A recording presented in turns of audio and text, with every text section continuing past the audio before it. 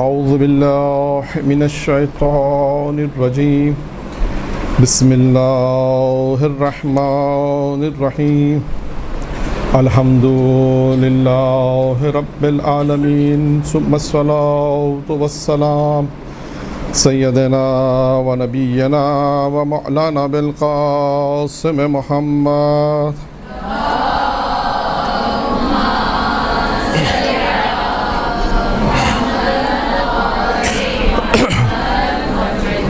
وعلى بيته الطيبين الطاهرين المعصومين المنتخبين الميامين أما بعد فقد قال الله تبارك وتعالى في كتابه الكريم بسم الله الرحمن الرحيم يا أيها الذين آمنوا ادخلوا في السلم الكافة ولا تتبعوا خطوات الشيطان إنه لكم عدو مبين.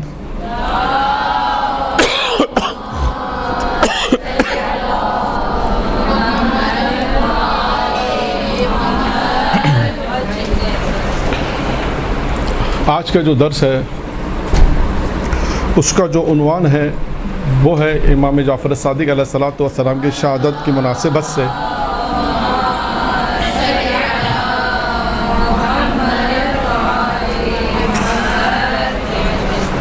کہ ہم امام کے حوالے سے البتہ سیرت پہ گفتگو نہیں کریں گے، ہم صرف جو گفتگو کریں گے امام کے حوالے سے وہ ان کے اقوال پر گفتگو ہوگی کہ امام علیہ السلام نے کیا اقوال ارشاد فرمائے ہیں مختلف موضوعات کے اوپر. اصل موضوع ہمارا یہ ہے، لیکن کیونکہ جس موضوع پر ہمیں گفتگو کرنی ہے اور یعنی امام کا جو قول آپ کے سامنے بیان کرنا ہے اور جو اصول امام کی زندگی کے کچھ امام نے بیان فرمائے ہیں، اس سے پہلے ایک مقدمے کے طور پر گفتگو ہوگی جو ہمیشہ سے رہتی ہے عموماً، وہ یہ کہ جو اس آیت کی میں نے تلاوت کا آپ کے سامنے شرف حاصل کیا، سورہ بقرہ کی آیت نمبر 208 ہے کہ جس میں پروردگار عالم یہ ارشاد فرما رہا ہے کہ یا ایھا الذین آمنو، اے ایمان لانے والوں، یعنی یہاں پر مخاطب ایمان لانے والے ہیں. یا ایھا الذین آمنو، اے ایمان لانے والوں، ادخلوا فی السلم الکافہ، کہ مکمل طور پر داخل ہو جاؤ اسلام میں، مکمل طور پر داخل ہو جاؤ. ولا تتبعوا خطوات الشیطان، اور شیطان کے اتباع نہ کرو، اس کے اقدامات کے اتباع نہ کرو اور اس کے قدم با قدم نہ چلو. کیوں؟ انہ لکم عدو مبین، کیونکہ یہ تمہارا کھلا ہوا دشمن ہے. اب یہاں پر جو گفتگو ہے مقدمے کے طور پر جیسے میں نے عرض کیا، کیونکہ امام کا جو قول ہے وہ اسی ہمارے موضوع سے مربوط ہے، اسی لیے اس آیت کو سرنامہ کلام قرار دیا. اور بھی بہت سی آیات اگر آپ دیکھیں تو شیطان یعنی اس موضوع سے ولا تتبعوا خطوات الشیطان، کہ شیطان کے قدم با قدم نہ چلو، یا شیطان کے اقدامات جو ہیں اس پہ نہ چلو. یعنی ہم یہ دیکھیں قرآن مجید نے البتہ شیطان کے حوالے سے اگر آپ دیکھیں تو گفتگو بہت زیادہ ہے، لیکن کیونکہ ہم یہ دیکھتے ہیں کہ انسان کا سب سے بڑا دشمن کون ہے؟ شیطان ہے، اور سب اس بات کا یقین رکھتے ہیں کہ ہمیں بہکانے والا شیطان ہے. لیکن یہ بات ذہن میں رکھیے گا کہ شیطان سبب فراہم کرتا ہے، جسے ہم کہتے ہیں اسباب فراہم کرتا ہے. انسان جو اختیار کرتا ہے کام کو، اگر خدا نخواستہ اگر غلط کام کو انجام دیا ہے تو وہ انسان نے اپنے اختیار سے انجام دیا. روز قیامت یہ نہیں ہوگا کہ اگر پروردگار نے کہا کہ تم نے اگر غلط کام کیا ہے تو سزا ملے گی، ہم یہ نہیں کہیں گے پروردگار یہ شیطان یہ اس نے ہم کو شیطان ہے، اس کو پکڑ لے، اس کو گرفتار کر، اس نے ہم کو بہکایا تھا. ایسا نہیں ہوگا. یعنی شیطان کیا کام کرتا ہے؟ صرف اسباب فراہم کرتا ہے. تو لہٰذا انسان کا جو سب سے بڑا دشمن ہے وہ ہے شیطان. اچھا، اب شیطان کی جو گفتگو میں نے عرض کیا قرآن کے حوالے سے بھی ہے اور انبیاء کے حوالے سے بھی اگر آپ دیکھیں تو آپ کو ملے گی کہ انبیاء کی شیطان سے گفتگو ہے. پیغمبر کی گفتگو بھی ملے گی، جناب نوح کی گفتگو ہے، جناب موسیٰ کی گفتگو ہے، اور اس گفتگو میں یعنی یوں کہوں کہ شیطان نے وہ باتیں بیان کی ہیں سوال و جواب میں، جیسے جناب موسیٰ کا ذکر میں آپ کو بیان کرتا ہوں کیونکہ میرے موضوع سے متعلق اس لیے کہ جب جناب موسیٰ سے شیطان کی ملاقات ہوئی تو کیا کہا، پوچھا جناب موسیٰ نے کہ تم مومن کو کیسے بہکاتے ہو، کیا حربہ ہے؟ کیونکہ ہم نے، میں نے عرض کیا چھٹے امام سے جو ہماری جو روایت آج نقل کرنی ہے اس میں موضوع یہی ہے کہ وہ کون سے عمل ہیں. چھٹے امام میں اس لیے عنوان بتا دوں، یہ جو روایت میں بیان کر رہا ہوں جناب موسیٰ والی، یہ ہماری اس روایت سے کتنا مربوط ہے، یہ بتانے کا اصل مقصد یہ، اس کو اس لیے میں بیان کر رہا ہوں کہ بعد والی روایت بھی اس سے مربوط ہے کہ اصل موضوع جو ہمارا ہے وہ یہ ہے کہ وہ کون سے اعمال ہیں یا وہ کون سے عمل ہیں کہ جس میں شیطان نے خود شکست کھائی ہے. چھٹے امام کی روایت ہے کہ چھٹے امام نے کہا کہ یہ وہ فرد ہیں، یہ وہ افراد ہیں کہ جو میں بیان کروں گا کہ چھٹے امام نے فرمایا کہ اگر ان میں یہ صفت پائی جائے گی تو شیطان کے جال میں یہ پھنس نہیں سکیں گے. تو اب دیکھیں ہمارے لیے کتنی اچھی بات ہے، بالکل ایسے ہی ہے نا. اب یہاں پہ آپ کی کلاس 6 ماہ یعنی 6 ماہ ہر 6 ماہ کا اگر سیمسٹر ہو اور آپ کو پیپر بتا دیا جائے، کتنا اچھا ہوگا کہ پیپر بتا دیں. بہت اچھا ہوتا ہے، لوگ امتحان میں تیاری کم ہوتی ہے، کہا کہ بھائی کل جو پیپر میں سوال آتا ہے کہ ہم آپ کو آج بتا دیتے ہیں، تو سب کتنا شوق سے لکھیں گے، کل آنے والے سوال ہمیں بتا دیے جا رہے ہیں. تو دیکھیے یہاں پر بھی شیطان کس طریقے سے بہکاتا ہے، شیطان نے بتا دیا ایک کام. اور دوسری طرف امام نے بھی کہا کہ اگر یہ خود چھٹے امام کی روایت ہے کہ یہ چیزیں جو صفات انشاءاللہ بیان ہوں گی کہ وہ صفات اگر تم میں پائی جائیں گی تو شیطان خود کہتا ہے کہ یہ افراد کو میں نہیں بہکا سکتا. تو دو طرف ہمارے سامنے، ایک خود امام نے بتایا اور دوسری طرف خود شیطان نے جناب موسیٰ سے، جو میں ابھی روایت نقل کر رہا ہوں کہ جس میں جناب موسیٰ نے جب پوچھا شیطان سے کہ تم کیسے بہکاتے ہو تو کیا کہا شیطان نے. اب دیکھیے شیطان کس طریقے سے بہکاتا ہے. کیا کہا شیطان نے؟ شیطان نے کہا میرا بہکانے کا طریقہ یہ ہے کہ میں اس کی نیکیوں کو اس کے سامنے بڑھا چڑھا کر بیان کروں. یعنی روزے رکھیں، نمازیں پڑھنی، تھوڑی تلاوت قرآن کر لیا، تو ہم کیا کہتے ہیں، ارے نمازیں تو ہماری بہت ہیں، ابھی نمازیں ہم نے بہت پڑھ لی، روزے بہت کر لی، عزاداری بہت کر لی.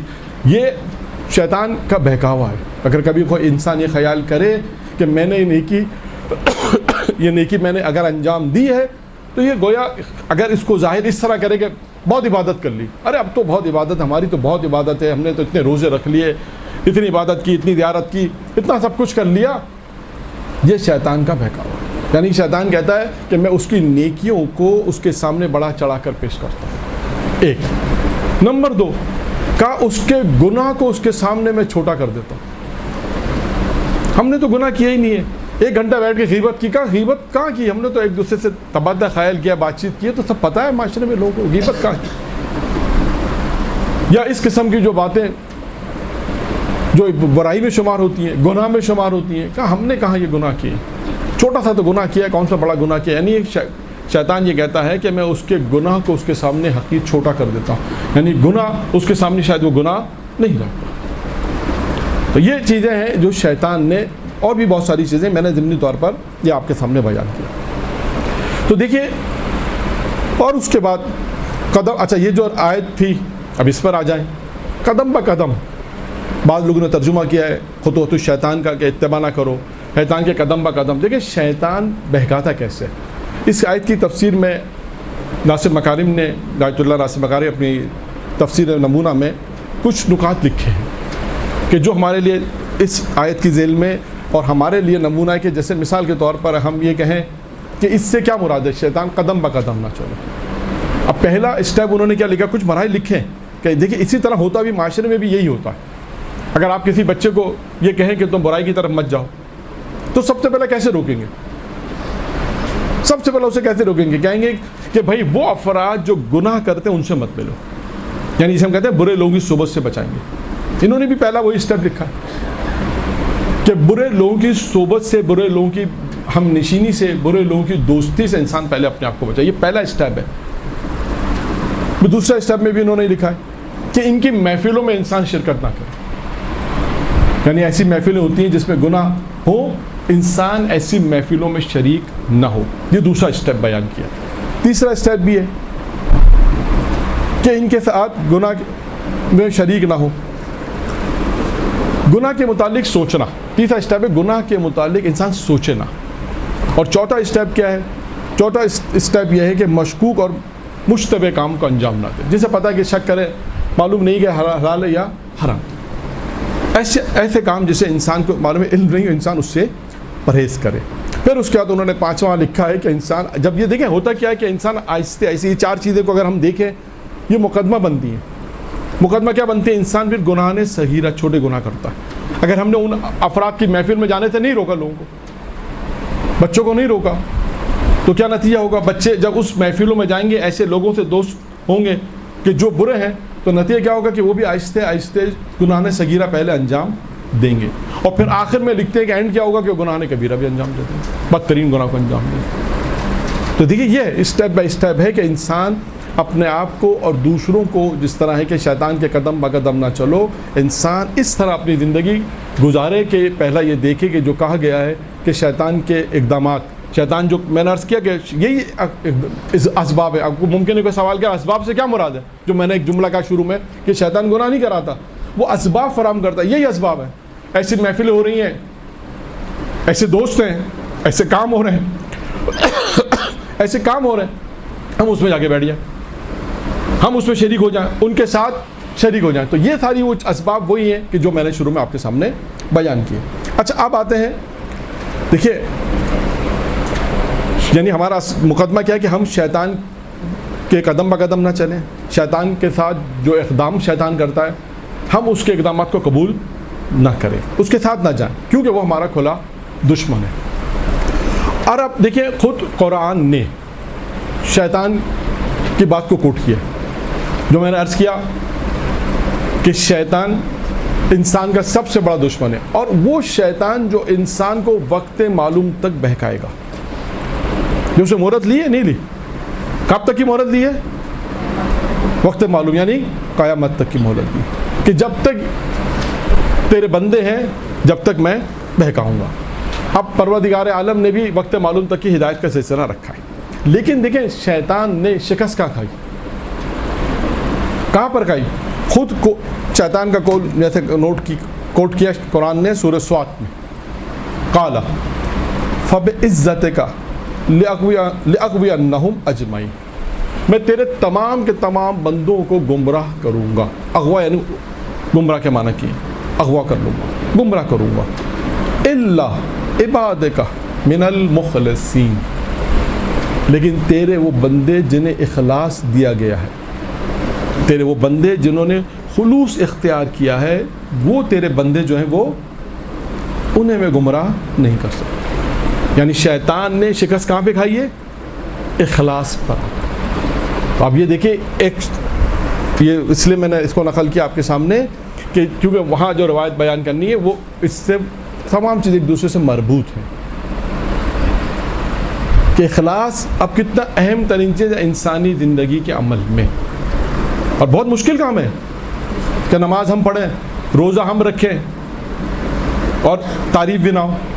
یا اس کی مثال میں یوں دوں، جیسے مسجد آپ نے بنائی، ایک آئے کا واقعہ چلے میں سنا دیتا ہوں.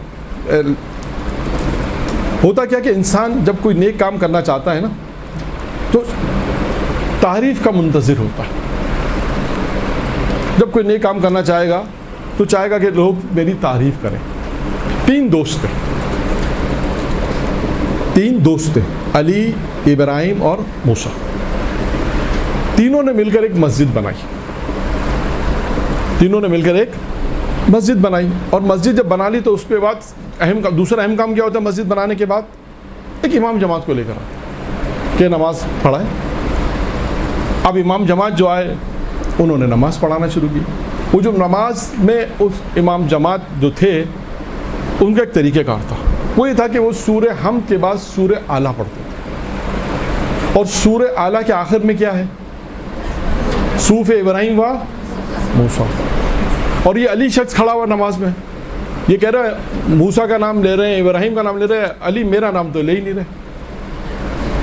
مسجد تو ہم تینوں نے بنائی ہے، مولانا صاحب جو ہیں وہ نام دو کا لے رہے ہیں، میرا نہیں لے رہے ہیں. اب یہ بڑے پریشان ہوئے، مولانا صاحب کے پاس گئے کہیں گے کہ قبلہ آپ کی قرأت بڑی زبردست قرأت ہے، ماشاءاللہ قبلہ بڑی زبردست قرأت ہے، لیکن آپ کے علم ہے نا کہ مسجد ہم تینوں نے بنائی ہے۔ مولانا میرے علم میں ہے مسجد آپ تینوں نے بنائی ہے، میرے علم میں ہے، آپ بے فکر ہو جائیں، میرے علم میں ہے۔ اچھا ٹھیک ہے۔ دوسرے دن پھر مولانا نے جماعت پڑھائی، پھر سورہ حمد پڑھا، پھر سورہ اعلیٰ پڑھا۔ سورہ اعلیٰ میں وہی ہے آخر میں صحف ابراہیم و موسیٰ، یہ پھر میرا نام نہیں لیا انہوں نے۔ مسجد ہم تینوں نے بنائی ہے، نام یہ دو کا لے رہے ہیں۔ پھر گئے مولانا صاحب کے پاس، حال چال کہا بھیا کیسی طبیعت ہے؟ ٹھیک ہے قبلہ قرأت تو آپ کی بہت اچھی، قبلہ آپ کے علم ہے نا کہ مسجد ہم تینوں نے بنائی ہے؟ کہاں میرے علم ہے، آپ بے فکر، میرے علم ہے مسجد آپ تینوں نے بنائی ہے۔ 2-4 دن تک ایسا ہوتا رہا، مولانا متوجہ نہیں ہوئے کہ کہنا یہ کیا چاہتے ہیں۔ پھر ان کے رات کو گھر گئے، یہ ایک عالم نے واقعہ سنایا ہے، ایران کے بہت بڑے مشہور ممبری کافی محسن، کافی مشہور ممبر، ان کے بیٹے محسن کافی، یہ انہوں نے اپنے اس واقعے کو نقل کیا کہیں اپنی ایک تقریر میں۔ کہا اس عالم کے گھر گئے، تحفے طائف لے گئے۔ اچھا اب ان کی سمجھ میں آیا کہ اصل ماجرا کیا ہے، اب سمجھ میں آیا۔ اب جب دوسرے دن انہوں نے نماز شروع کی تو سورہ حمد کے بعد سورہ اعلیٰ جب پڑھا تو اس کے آخر میں صحف ابراہیم و موسیٰ، پھر کہا علی۔ لوگ سارے پریشان ہو گئے۔ نماز کے ختم کرنے کے بعد کہا مولانا یہ آیت کب نازل ہوئی؟ کہا کل رات کو نازل ہوئی ہے۔ درود پڑھے محمد آل محمد۔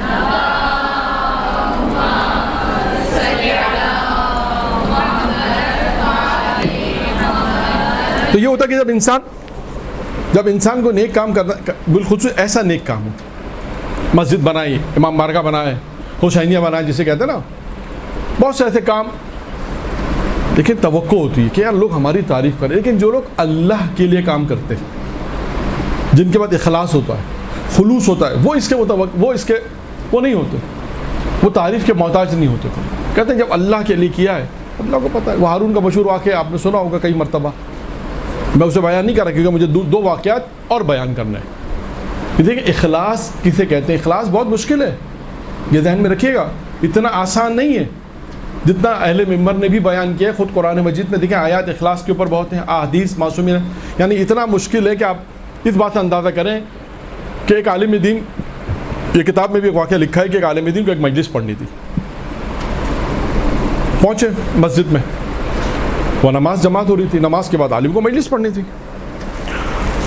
تو جس عالم کو مجلس پڑھنی تھی انہوں نے اس عالم سے کہا جو نماز پڑھا رہے تھے، ان سے کہا حضور نماز آپ نے جب مکمل ہو گئی، نماز پڑھا لی، اب آپ جائیے۔ کہ حضور آپ مجلس پڑھیں گے، ہم سنیں گے، استفادہ ہوگا آپ کی، پڑھیں گے؟ کہا نہیں آپ جائیے۔ بہت زیادہ اصرار کیا اور انہیں اپنی مجلس میں بیٹھنے نہیں دیا، بہت زیادہ اصرار کے بعد ان کا ٹھیک ہے چلے گئے۔ اور اس کے بعد جب ان کی ملاقات ہوئی 2-4 دن کے بعد تو انہوں نے ان سے شکوہ کیا، کہنے لگے حضور آپ نے اس دن اپنی مجلس میں ہمیں بیٹھنے دی۔ اس سے کہا یہ کام میں نے جان بوجھ کے کیا تھا، ایسے نہیں اتفاقاً نہیں کیا تھا کام، میں نے کہا جان بوجھ کے کام کیا تھا۔ کہا کیوں؟ کہا اس لیے یہ کام جان بوجھ کے کیا تھا کہ جب میں مجلس پڑھتا اور آپ بیٹھے ہوتے تو میری ساری توجہ کیا ہوتی عوام کی طرف، کہ میں یہ ثابت کرتا میں آپ سے اچھا مولوی، میں یہی ثابت کرتا لوگوں کے لیے کہ میں ان سے اچھا خطیب ہوں۔ تو کبھی میرا خدا کہاں جاتا؟ میں تو خدا کے لیے پڑھنا چاہتا تھا۔ کہا آپ میرے اور خدا کے درمیان میں حائل ہو رہے تھے، اس لیے میں نے آپ کو بھیج دیا۔ دیکھیے یہ ہے اخلاص، انسان اپنے عمل کا اتنا خیال کرتا ہے کہ انسان اللہ کے لیے جب پڑھ رہا ہے تو یہ دیکھ رہا ہے کہ کون سی ایسی چیزیں جو میرے اور اللہ کے درمیان میں اگر حائل ہو رہی ہے تو اسے میں دور کر دوں، یہ اخلاص۔ اور اس کے بعد کہ انسان اپنے عمل میں جب اخلاص پیدا کرتا ہے، دیکھیں یہ اخلاص کیوں ہے، یعنی عمل میں اخلاص یہ وہ چیز ہے جو شیطان کی شکست کا پہلا ہے، پہلی چیز ہے جسے شیطان شکست کھا رہا ہے، کہ اگر تیرے وہ بندے جن کے پاس اخلاص ہے وہ میرے اس پہ میں ان کو نہیں بہکا سکتا، ان کو گمراہ نہیں کر سکتا، اٹھاؤں گا سب کو، اغوا سب کو کروں گا اجمعین۔ دیکھیں جن اب یہ آپ دیکھیں یہ اخلاص کیسے حاصل کرنا، یہ مہم ہے کہ کام میں نے عرض کیا بہت سے کام تو انسان دیکھیں نماز عبادت تو خلوص میں ہو انسان پڑھ لیتا ہے، لیکن بہت سے ایسے کام ہیں جو انسان کر رہا ہے لیکن کوئی اگر دوسرے نام سے کر رہا ہے تو لیکن انسان کو کتنا ایسا ہوتا ہے کہ کام میں نے کیا ہے، لیکن انسان جو اللہ کے لیے ہوتا ہے پھر انسان یہ فکر نہیں کرتا کسی کے نام سے بھی ہو، لیکن پروردگار کے یہاں فرشتے تو غلطی نہیں کرتے،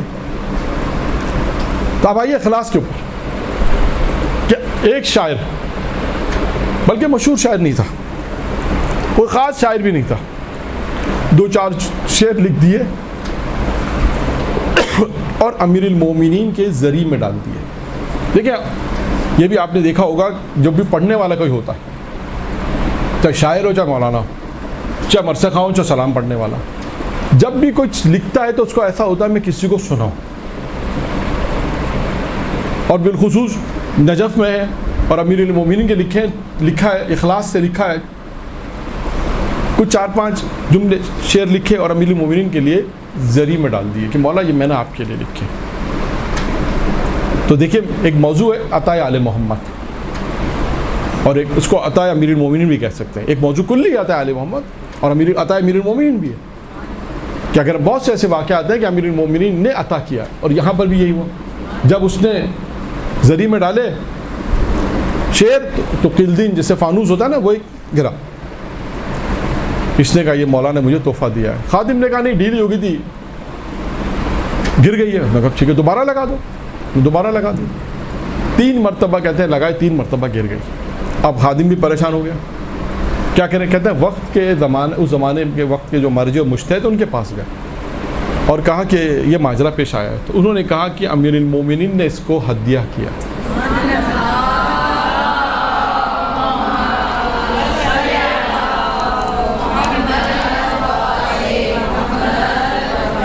اب جب ایسا ہوگا تو ہوگا کیا؟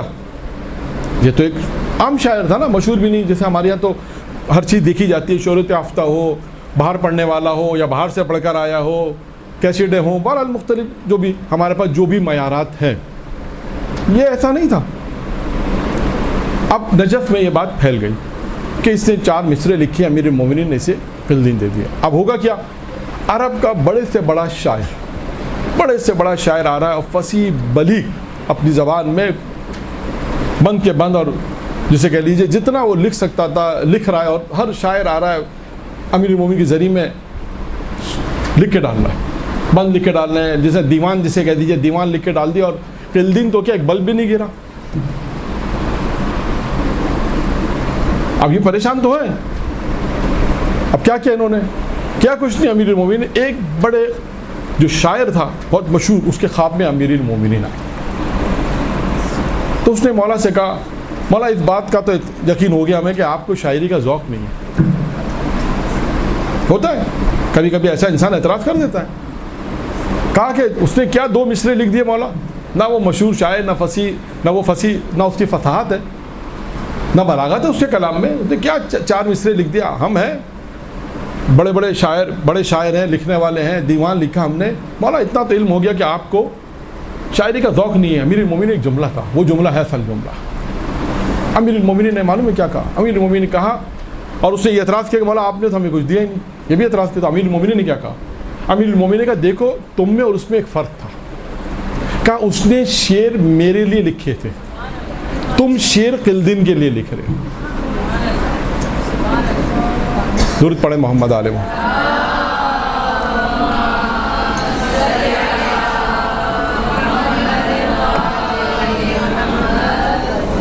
یہ اخلاص ہے، اسے کہتے ہیں خلوص. جب یہ سب چیزیں ہیں، اخلاص اس طرح ہوگا تو عطائے آل محمد بھی اور عطائے امیر المومنین بھی. بنی اسرائیل، اور یہ آخری بات اس کے بعد پھر دوسری روایت. بنی اسرائیل میں ایک عابد تھا، عبادت کرتا تھا، بہت زیادہ عبادت کرتا تھا. اور اس زمانے میں درخت کی پرستش شروع ہوئی. شیطان نے جا کے درخت کی پرستش کسی طرح شروع، لیکن سارے یہ کام شیطان نے آہستہ آہستہ شروع کرائے. لیکن یہ عابد نے کہا میں کام ہونے نہیں دوں گا. عابد کہتے ہیں کلاڑی لے کے نکلا. اچھا ادھر سے شیطان انسانی شکل میں، یہ ذہن میں رہے کہ شیطان کو اس شکل میں نہیں آ گیا ہم فوراً پہچان لیں گے اچھا یہ شیطان ہے. کون پہچانے گا؟ جو اس کی معرفت رکھے گا. معرفت سے مراد کیا ہے؟ جب انسان نیک کام کے لیے چلتا ہے نا تو رکاوٹیں آتی ہیں. جو یہ پہچان لے کہ ہاں یہ رکاوٹیں شیطان کی طرف سے ہیں، یہ کام کیوں نہیں ہو رہا، یہ نیک کام کیوں مجھ سے نہیں ہو رہا، اس کا مطلب ہے کہ شیطان انوالو ہے اس کام میں، چاہتا ہے کام نہ. کیونکہ روایت میں بھی کہ جتنا ہو سکتا ہے انسان جلدی نیک کاموں کو انجام دے دے، کیوں شیطان کہتا ہے کہ جتنا یہ دیر کرے گا میں اسے روکوں گا. ادھر سے عابد چلا کلاڑی لے کے, ادھر سے شیطان انسانی شکل میں چلا, اور اس سے شیطان کو نہیں معلوم, یعنی عابد کو نہیں معلوم کہ یہ شیطان ہے. کہا یہ درخت مت کاٹو, کہا نہیں کاٹوں گا, اور دونوں میں جنگ ہوئی, لڑائی ہوئی. اور نتیجہ کیا ہوا؟ نتیجے میں عابد جو تھا وہ شیطان پر غالب آ گیا اور چاہتا ہے کہ اسے مار دے, قتل کر دے. اب شیطان نے, جو بظاہری طور پہ انسان ہے نا, اپنی موت سامنے دیکھی تو کیا کہا, جیسے آج کے اسلام میں کہتے ہیں آفر دی. یہی ہوتا ہے نا, انسان آفر دیتا ہے. نے کہا کہ تمہارا خرچہ روزانہ 2 دینار ہے نا, کہا تمہیں روزانہ 2 دینار مل جائے کریں گے, تمہیں اس کی ٹینشن نہیں ہوگی. دیکھیں یہ آزمائش ہے انسان کی, کہ انسان اگر اللہ کے لیے کر رہا ہے, دین کے لیے کر رہا ہے, تو اس قسم کی آفر انسان قبول نہیں کرتا. لیکن یہ عابد تھا, عبادت تو کر رہا تھا, لیکن شاید ہو سکتا ہے وہ معرفت نہیں تھی, اور یہ عبادت جب کر رہا تھا, عابد نے کہا 2 دینار مل رہے ہیں, چھوڑو اس کو, مارنے میں کیا جاتا ہے. 2 دینار جو بڑی زحمت سے ملتے تھے, بغیر زحمت کے مل رہے ہیں, آرام سے مل جائیں گے, زندگی آرام سے بسر ہو رہی ہو جائے گی. اور اس نے شیطان کو چھوڑ دیا. اب اس کے بعد اس کے 2 دینار آرام سے مل رہے تھے, ان کی زندگی بسر ہو رہی تھی. کچھ عرصے تک یہ سلسلہ چلتا رہا. کچھ عرصے بعد شیطان پھر فارم میں آ گیا. آج کے اسلام میں سے بیان کریں گے نا, شیطان اتنی جلدی پیچھا چھوڑنے والا نہیں ہے, یہ ذہن میں رکھیے گا. روایت میں نا, واقعات میں بھی ہے کہ جب روح نکلتی ہے, روح, اس وقت تک شیطان انسان کا پیچھا کرتا ہے,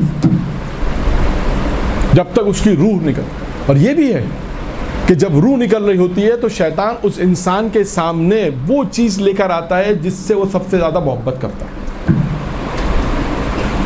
کہ اگر مجھے اس کو یہ توڑ دوں گا, یا اسے میں گرا دوں گا, اسے مار دوں گا, اولاد ہے, تو مثال کے طور پہ جو بھی چیز ہے, میں اس واقعے کو نقل نہیں کر رہا, واقعہ ہے تاریخ میں بھی اس کی, لیکن اس واقعے کو میں نقل نہیں کر رہا ہوں. تو شیطان اس وقت تک بھی انسان کا پیچھا نہیں چھوڑتا. یہ ذہن میرا, یہ کیسے پیچھا چھوڑ دے گا اس کا؟ کچھ عرصے بعد شیطان پھر چلا کلاڑی لے کے, اب آپ تو پھر درخت کاٹنا ہے. عابد بھی چلا, سو پتہ چلا. اب کیا ہوا, دونوں میں پھر جھگڑا ہوا. اب برعکس ہوا. اب کیا ہوا, اب شیطان اس عابد کے اوپر غلبہ پا گیا. اب عابد کو اپنی موت نظر آئی, تو عابد نے کہا مجھے چھوڑ دو, میں درخت نہیں کاٹتا, مجھے چھوڑ دو, لیکن ایک بات بتا دو بس.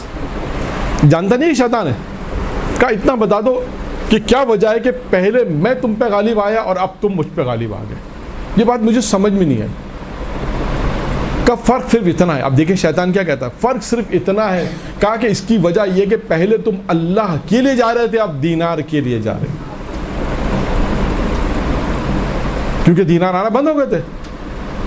وہ دینار جو 2 دینار ملتے تھے, وہ دینار بند ہو گئے تھے. شیطان نے کچھ عرصے کے لیے دیے, اس کے بعد بند کر دی. اب جب دینار بند ہو گئے تو پریشان ہو گئے. اب شیطان نے کہا اب جب دینار بند ہو گئے, اب ہم اپنا کام شروع کرتے ہیں. تو دیکھیے یہ ہے, انسان جب اللہ کے لیے کام کرتا ہے تو اس سے انشاءاللہ حتماً کامیابی ہوتی. ممکن ہے بعض اوقات دیر سے ہو, لیکن ہوتی ہے. تو یہ اخلاص ایک مہم موضوع ہے جسے میں نے بہت مختصر آپ کے سامنے بیان کیا. اور اسی بات کو میں آگے بڑھاتے ہوئے کہ دیکھیے ایک چیز قرآن کی روح سے جو ہم نے بیان کی وہ ہے اخلاص. اب اس کے اندر بہت سے واقعات ہیں, حدیثیں ہیں, بہت ساری چیزیں ہیں کہ اخلاص کسے کہتے ہیں. میں نے آپ کے سامنے مختصر 2 واقعات بیان کیے ہیں کہ انسان اپنے عمل کی حفاظت کرے. کہتے ہیں نا, عمل کرنے سے زیادہ اس کی حفاظت زیادہ ضروری ہوتی ہے, اور اس میں اخلاص بہت مہم ہے. جناب موسیٰ کی ملاقات ہوئی جبرائیل سے, اور ملاقات کے دوران دیکھا کہ ایک بندر گزرا. تو جناب جبرائیل نے کہا موسیٰ سے جانتے ہو یہ کون ہے؟ کہا نہیں. کہا یہ وہ شخص ہے جو آپ سے توریت کا علم لیتا تھا. تو کہا پھر سے بندر کی شکل کیوں؟ کہا یہ اس لیے شکل میں ہے کہ یہ اس لیے علم دیتا تھا اور لوگوں میں جا کے بتاتا تھا, لوگ اس کی تعریف کریں. آج سب سے اہم مسئلہ ہمارے یہی ہے کہ لوگ تعریف کریں, جس کا اپوزٹ, جو اخلاص کے اپوزٹ کیا چیز آتی ہے؟ ریاکاری آتی ہے. تو خیر وہ موضوع نہیں ہمارا, لیکن یہی ہے کہ اخلاص پہلی چیز ہے قرآن کی روح سے, کہ اخلاص وہ ہے کہ جس پہ شیطان نے شکست کھائی ہے. تو انسان اپنے عمل میں اخلاص کو پیدا کر لے. اب آئیے چھٹے امام جعفر صادق علیہ الصلوۃ والسلام کے روایت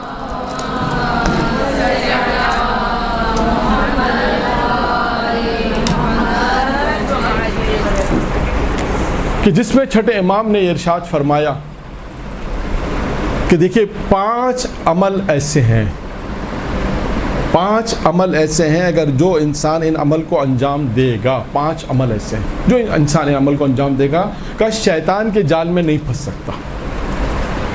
پہلا اخلاص، قرآن کی روح سے ہم نے بیان کی۔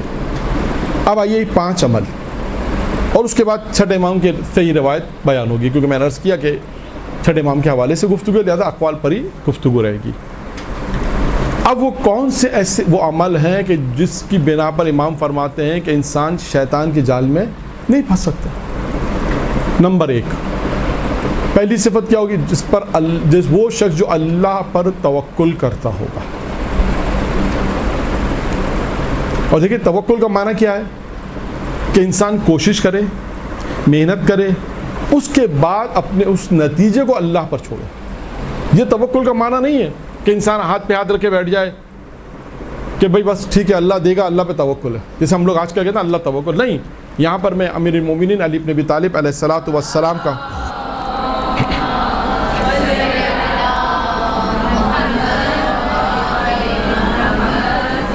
کہ وہ جملہ کہ جس میں امیر المومنین ارشاد فرماتے ہیں کہ توکل کی تعریف کرتے ہوئے توکل کیا ہے کہ جو کچھ تمہارے ہاتھ میں ہے۔ اب میں اس کو سمجھاؤں آپ کو۔ مثال کے طور پہ اگر کسی کے پاس پچھلی دفعہ ہمارا موضوع تجارت تھا، اسی کی مثال دے دوں، 50 لاکھ ہوں تو انسان کتنا پلاننگ کرے گا کہ میں یہ بھی لے لوں، یہ کاروبار بھی کروں گا، ممکن ہے یہ کاروبار بھی کروں، یہ کاروبار بھی کروں، 50-60 لاکھ، 1 کروڑ آ جائے، اس سے بھی 1 کروڑ میں پلاننگ ہوگی۔ امیر فرماتے ہیں جو تمہارے ہاتھ میں ہے نا وہ نہیں، بلکہ جو اللہ کے پاس ہے اس کا نام توکل ہے۔ یہ ہے توکل، یعنی کہ جو انسان کے پاس ہے انسان اس پہ توکل نہیں۔ امیر فرماتے ہیں جو تمہارے ہاتھ میں وہ نہیں، جو اللہ کے پاس ہے اس پہ توکل کرو۔ یہ ہے توکل انسان کا۔ اور توکل کی مختصر مثال میں آپ کو ایک اور دے دوں، یعنی ایمان کے 4 رکن ہیں، یہ روایت پیغمبر کی ہے۔ ایمان کے 4 رکن ہیں، اس 4 رکن میں ایک رکن جو ہے وہ توکل ہے۔ یعنی ایمان اگر بنتا ہے، جسے ہم کہیں کہ اگر ایمان 4 چیزوں سے مل کر بنتا ہے تو اس میں ایک چیز ہے توکل، انسان اللہ پر توکل کرے۔ اور توکل کی مختلف تعریف میں نے آپ کے سامنے بیان کر دی۔ اور اس کے بعد یہ 4 چیزیں ایمان کی کون سی ہیں، جس میں پہلی چیز توکل ہے، دوسری چیز ہے کہ انسان اپنے تمام امور اللہ کے سپرد کر دے، تیسری چیز ہے کہ اللہ کی قضا پر راضی رہے، اور چوتھی چیز ہے کہ اللہ کے سامنے تسلیم خم ہو جائے۔ اللہ کا جو حکم ہو اس کے سامنے انسان تسلیم خم ہو جائے کہ پروردگار تیرا حکم ہے جیسا بھی ہے، یعنی چاہے ہماری سمجھ میں آئے یا نہ آئے، اللہ کا حکم ہے، ہم اسے تسلیم خم ہوتے ہیں۔ تو توکل ان چیز میں شمار ہے جو ایمان کی تعریف میں ہے۔ تو پہلا کیا ہوا؟ پہلا ہوا 5ویں امام نے جو پہلی صفت بیان کی کہ جس کے پاس بھی توکل ہوگا، اور قرآن مجید میں آپ مختلف آیات پر دیکھیں توکل کے پر ہے کہ جس میں یہ کہا گیا ہے کہ انسان جو ہے وہ اللہ پر توکل کرے۔ مختلف آیات ہیں اور اس کے فوائد بھی قرآن مجید میں آپ کو مل جائیں گے۔ اس کے بعد ہم آتے ہیں دوسری چیز پر۔ دوسری چیز کیا ہے؟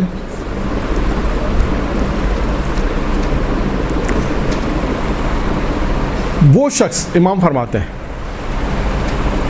کہ دوسرا کون سا شخص ہے کہ جو شیطان کے جال میں نہیں پھنس سکتا، کہ وہ شخص ہے جو ہر حال میں اپنے پروردگار کو یاد رکھتا ہے، ذکر پروردگار کرتا ہے، ہر حال میں یاد پروردگار میں رہتا ہے، جسے ہم کہتے ہیں ذکر خدا بھی کرنا۔ ہر حال میں انسان ذکر خدا کرتا ہے۔ اب دیکھیں ذکر خدا کی بھی تعریف آئی ہے۔ ذکر خدا یہ بھی ہے جیسے ہم سبحان اللہ والحمدللہ ولا الہ الا اللہ پڑھتے ہیں، اسی طرح بہت سارے ذکر ہیں، اللہ اکبر کا ذکر ہے، ذکر میں یہ بھی شمار ہے۔ اور خود اچھا اب جو جتنی چیزیں میں بیان کر رہا ہوں ان تمام چیزوں کو آپ سے موضوع میں نے صرف ہیڈنگ کے عنوان سے بیان کروں گا کیونکہ وقت نہیں ہے، ورنہ آپ ان تمام چیزوں کو دیکھیے گا قرآن مجید میں ان کے متعلق مختلف آیات موجود ہیں، اور ان کے اس آیات میں آپ دیکھیے گا کہ اس کے میں کہا گیا کہ ان چیزوں کا انجام دو، جیسے ذکر کے متعلق ہے، توکل کے متعلق ہے، اور بھی جو چیزیں آئیں گی اور روایت بھی مختلف ہیں، لہٰذا ہم تو یہاں پر تھوڑا سا آپ کے سامنے بیان کریں گے کہ ذکر کے متعلق جو ہے یہاں پر ہر حال میں۔ اچھا اب ذکر سے متعلق بعض روایتوں میں یہ بھی آیا ہے کہ ذکر سے متعلق یہ تو ہے کہ انسان تسبیح و تحلیل، اور ذکر سے متعلق یہ بھی ہے کہ وہ تمام چیزیں جو اللہ نے واجبات انسان کو قرار دیں، انسان ان واجبات کی ادائیگی کرے اور حرام سے اپنے آپ کو بچائے۔ یہ بھی ذکر میں آتا ہے۔ یہ ذکر میں صرف یہ ذکر میں نہیں کہ انسان تسبیح لا الہ الا اللہ پڑھتا رہے، محمد رسول اللہ پڑھتا رہے، نہیں، ذکر یہ بھی ہے۔ اور بعض روایتوں میں ذکر سے یہ بھی کہا گیا ہے کہ وہ تمام واجبات جو اللہ نے انسان واجبات کہیں اسے انجام دے اور تمام محرمات سے اپنے آپ کو بچائے۔ اور یہاں پر پیغمبر اسلام حضرت محمد مصطفیٰ صلی اللہ علیہ وآلہ وسلم کی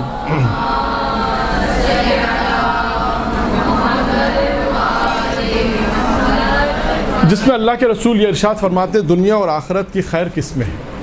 کوئی شخص چاہتا ہے کہ دنیا اور آخرت کی خیر اسے مل جائے تو کیا کام انجام دے؟ سوال ہے، آپ کسی سے بھی سوال پوچھیں، کسی سے بھی یہ پوچھیں کہ دنیا اور آخرت میں خیر چاہتے ہو یا نہیں چاہتے، وہ کیا کہے گا؟ چاہتا۔ پھر سوال ہے وہ اس کو کس طرح ملے گی؟ ایک سوال ہے وہ کون سے کاموں کو انجام دے کہ اسے دنیا اور آخرت کی خیر مل جائے؟ پیغمبر فرماتے ہیں نمبر 1، ایسی زبان ملے جو ذکر خدا کرے، ایسی زبان ملے جو ذکر خدا کرے۔ اب یہاں پر میں روکتا ہوں اس روایت کو اور جناب عیسیٰ کے زمانے کا ایک قصہ میرے ذہن میں آیا، وہ بیان کرتا ہوں۔ جناب عیسیٰ نے پروردگار سے کہا خدا بندہ مجھے اپنے محبوب بندے سے ملا۔ جناب عیسیٰ نے سوال کیا تو پروردگار عالم نے کہا کہ فلاں مقام پر جاؤ تمہیں ہمارا محبوب بندہ مل جائے گا۔ اب دیکھیے خدا نے کہاں بھیجا۔ جب جناب عیسیٰ پہنچے کیا دیکھا کہ خاتون، ایک عورت ہے، دیکھ نہیں سکتی ہے، چل پھر نہیں سکتی ہے، اس کے بعد بھی کہتی پروردگارہ تیرا شکر ہے، خدا کا شکر ادا کر رہی ہے۔ چل پھر نہیں سکتی ہے، دیکھ نہیں سکتی ہے، پیر بھی معذور ہے، ہاتھ سے بھی معذور ہے۔ اب جب اس نے سلام کیا تو اس خاتون نے جواب، جناب عیسیٰ نے سلام کیا تو خاتون نے کہا علیک السلام یا روح اللہ۔ تو کہا کہ جناب عیسیٰ نے کہا کہ تجھے کیسے معلوم، تو دیکھ ہی نہیں سکتی کہ میں نبی خدا ہوں؟ تو جملہ سنے کیا کہا، اس نے کہا جو خدا آپ کو میرے پاس بھیج سکتا ہے وہ خدا مجھے بتا نہیں سکتا کہ آنے والا کون ہے؟ دیکھیے یہ بھی ایسے بھی واقعات ہیں۔ اور اس نے اب جب وہ پروردگار کا ذکر کر رہی ہے، پروردگار کا شکر کر رہی ہے، تسبیح تحلیل کر رہی ہے، تو جناب عیسیٰ نے یہ کہا کہ تیرے پاس ہے کیا جو تو شکر کر رہی ہے؟ اگر آج انسان اپنے ماحول میں سوچے، ذرا سی چوٹ لگ جائے، ذرا سی مشکلات آ جائے، البتہ بہت مشکل ہے، انسان بہرحال تحمل کر سکتا ہے۔ تاریخ میں بہت سے واقعات ہیں کہ کتنا نعوذ باللہ اللہ پر ہو سکتا ہے انسان غصے ہو جائے اور نہ جانے کیا کیا کہے۔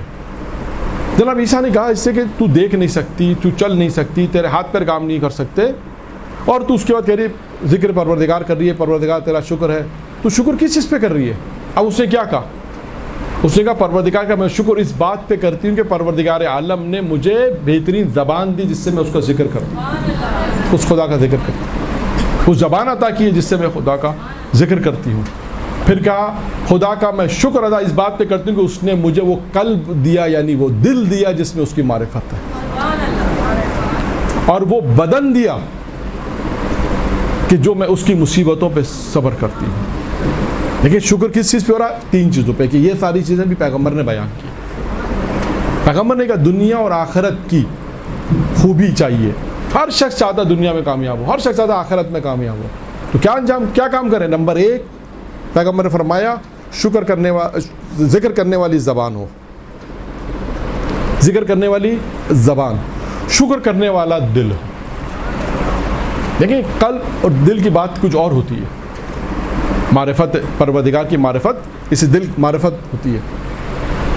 اور معرفت سے بات یاد آئی، یہ قصہ بھی میں بیان کرتا چلوں، یہ بھی خاتون کا ہی ہے۔ قوم کا ایک شہر ہے اور پرانے زمانے کا چھوٹا سا قوم تھا اس زمانے کا، بعض اہل ممبر نے اس واقعے کو لکھا ہے اور پڑھا بھی ہے۔ دیکھیں معرفت کسے کہتے ہیں، قلب کی بات آئی تو یہ بھی بات سناتا جاؤں کہ وہ خاتون آئی حرم میں. حرم میں آنے کے بعد دیکھا ایک عالم سے کہا کہ ایک مجلس پڑھنی ہے. عالم نے کہا ٹھیک ہے, وعدہ لے لیا کہ فلاں مقام پہ آپ آ جائے گا. کہ آ جائیں گے. چھوٹا تھا قوم میں اس زمانے کا, بہت مختصر ذہن میں رکھیے گا. عالم پہنچ گئے فلاں مقام پر. جب پہنچے دیکھا کہ اذا خانہ ہے, سننے والا کوئی نہیں. جیسا میں نے شروع میں کہا نا ابھی شعر کے موقع پر کہ پڑھنے والے کے لیے سب سے بڑا مسئلہ ہوتا ہے کہ کوئی سننے والا ضرور ہو. اور یہاں خاتون نے کہہ دیا کہ آپ نے پڑھنا ہے, میں نے سننا کہ اور نہیں آئے گا, آ جائیے. کتنا مشکل ہے. بالآخر آئے تھے, مجلس پڑھی. پڑھنے کے بعد اس خاتون نے اگلے سال کی مجلس کا وعدہ بھی لے لیا. اس سال تو مجھے پتا تھا کہ یہاں کوئی, اس سال تو مجھے معلوم تھا کہ پتہ نہیں کون ہوگا یا کون نہیں ہوگا. اب جب میں وعدہ لے رہا ہوں تو مجھے یہ تو کنفرم ہے کہ کوئی نہیں آئے گا, اور وعدہ لے لیا. وعدہ لینے کے بعد جب اگلا سال آیا تو عالم کو تو یاد تھا, کیونکہ دیکھیں اس قسم کی مجالس کون سی مجالس یاد ہوتی ہے, ہمیشہ یاد رکھیے گا, یا جس میں بہت زیادہ مجمع ہو جائے آدمی بھول جاتا ہے. تو انسان کو یاد رہتا ہے کہ وہ مجمع تھا, اتنا مجمع تھا میں بھول گیا. تہران کا ایک مشہور ممبری جسے کہتے ہیں مجلس پڑھنے والے, کہنے لگا بسم اللہ الرحیم. 3 دفعہ کہا بسم اللہ الرحیم. کہا بسم اللہ اتنا چھوٹا کیوں ہو گیا؟ پتہ چلا مجمع کی وجہ سے اتنا ٹینشن تھا کہ بسم اللہ آدمی بھول گیا. یہ ہوتا ہے, یا وہ مجلسیں یاد رہتی ہیں جس میں مجمع بہت ہو, یا وہ مجلسیں یاد رہتی ہیں جس میں کوئی بھی نہ ہو. تو یہ مجلس انہیں یاد تھی اس لیے کہ کوئی تھا ہی نہیں. جب آیا وقت آنے کے بعد انہیں کہا کہ اب میں ایک خاتون کے لیے مجلس پڑھنے جاؤں. سو گئے, نہیں گئے. کہتے ہیں خواب میں کوئی معصوم آئے اور آ کے کہنے لگا اچھا اب اتنے بڑے ہو گئے ہو کہ ہمارا ذکر بھی نہیں کرو گے. فوراً اٹھنے کا فوراً اس مقام پر پہنچے جہاں پر وعدہ لیا تھا. فوراً مقام پہ پہنچے تو خاتون نے دیکھ کر کہا کہ ڈانٹ پڑی تو آئے ہو. دیکھیں یہ ہے معرفت جو میں نے عرض کیا نا, اسے کہتے ہیں معرفت. یہ ہے جو ہے نا, قلب ہمیں ایسا ملے, زبان ہمیں ایسی ملے, دل ہمیں ایسا ملے. دنیا اور آخرت کی معرفت جو آتی ہے وہ اسی طرح آتی ہے. پیغمبر فرماتے ہیں دنیا اور آخرت میں اگر کسی کو خیر چاہیے تو وہ 3 چیزیں میں نے اس کو بیان کی, اور چوتھی چیز بھی ہے. 3 چیزیں کیا بیان کی؟ پہلی چیز بیان کی ایسی زبان ہو جو ذکر کرنے والی ہو, ایسا دل ہو جو شکر کرنے والا ہو, ایسا بدن ہو جو صبر کرنے والا.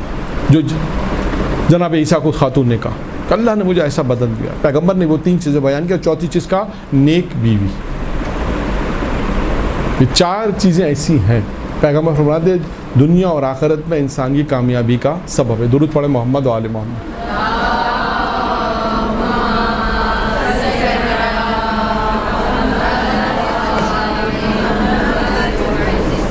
اچھا, اب انسان ذکر پروردگار کرے, اور بہت ساری چیزیں آ رہی ہیں آئیں گفتگو میں, کیونکہ اب جو واقعہ میں سنانے جا رہا ہوں اس میں کئی چیزیں ہیں. یہ بھی جناب موسیٰ کے زمانے کا. دیکھیں ذکر کا فائدہ کیا ہے. ممکن ہے کوئی سوال کرے, بہت سی چیزیں ہوتی ہیں انسان کے ذہن میں سوال آتی ہے اگر ہم اتنا کچھ کریں تو ہمیں ملے گا کیا, وہ بیان کر. جناب موسیٰ ایک مقام سے گزر رہے تھے, دیکھا ایک چرواہا بکری چرانے والا بیٹھا ہوا. دیکھا جناب موسیٰ نے اس سے کہا کہ پانی مل جائے. اس نے کہا بیٹھیے نبی خدا بیٹھیے. اپنا عصا لیا, زمین پہ مارا. جناب موسیٰ نے دیکھا کہ جب اسے عصا مارا تو دودھ کی نہر جاری ہو گئی. پھر عصا مارا, چشمہ جاری ہو گیا, اور جناب موسیٰ کو پلا دیا.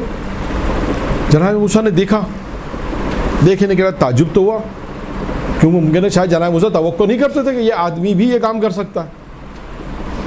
کہ چرواہا بکری چرانے والا, اس سے یہ سب چیزیں کرامت ظاہر ہو جائے. تعجب کے بعد جناب موسیٰ نے پانی پیا, اس کے بعد چلے گئے اور مناجات کی. جب پروردگار عالم سے سوال کیا کہ پروردگارہ میں نے تو خود اپنی آنکھوں سے وہ کرامت دیکھی, تو اس پہ کیا خصوصیت تھی؟ سوال ہے کیا چیزیں تھی اس کے اندر کہ ایک عصا مارے دودھ کی نہر جاری ہو جائے, پانی کا چشمہ جاری ہو جائے. اب دیکھیں پروردگار عالم خداوند متعال کیا کہتا ہے. خدا کہتا ہے موسیٰ سنو, اس بندے میں, ہمارے اس بندے میں چند خصوصیات, نمبر 1 کا جب بھی ہم نے اس کی زبان کو دیکھا ہمارے ذکر سے خالی نہیں تھی. جب بھی ہم نے اس کے دل کو جہاں کے دیکھا ہمارے اس کے دل میں ہمارا خوف تھا. دیکھیں دنیا کے اندر انسان جب یہ عمل انجام دیتا ہے نا, پروردگار کا خوف ہو, ذکر پروردگار ہو, تو انسان صاحب کرامت کیسے بنتا ہے؟ اسی طرح بنتا ہے. پھر پروردگار نے کہا موسیٰ سنو, تیسری خصوصیت یہ تھی کہ وہ حسد نہیں کرتا تھا. چوتھی صفت اس میں یہ تھی کہ گناہ پر اصرار نہیں کرتا تھا. اور پانچویں صفت اس میں یہ تھی کہ اسے اگر اس دن کی روزی مل جاتی تھی تو دوسرے دن کی روزی کی فکر نہیں کرتا تھا. روزی مل گئی آج کی, کل کی فکر نہیں کرتا, اب آج کی مل کے کافی ہے. تو دیکھیں یہ 5 صفت خداوند متعال نے بیان کی کہ موسیٰ اس میں یہ 5 صفتیں تھیں جس کی بنا پر تم نے دیکھا کہ اس نے اس ایک عصا کے ذریعے سے پانی کا چشمہ جاری کر. تو یہ انسان صاحب کرامت دنیا میں ہوتا ہے. وہی ساری چیزیں ہیں جو مسلسل میں نے بیان کی کہ انسان ذکر پروردگار کرے, اس کا بھی ذکر کا بھی تعریف بیان کر دی کہ انسان گناہوں سے بھی اپنے آپ کو بچائے, واجبات کی بھی انسان دے. اور اس کے بعد ذکر بھی یہ بھی ہے تسبیح. اس کے بعد پھر ذکر کے فوائد بیان کیے گئے اور پیغمبر اسلام نے درود پڑھے محمد علیہ.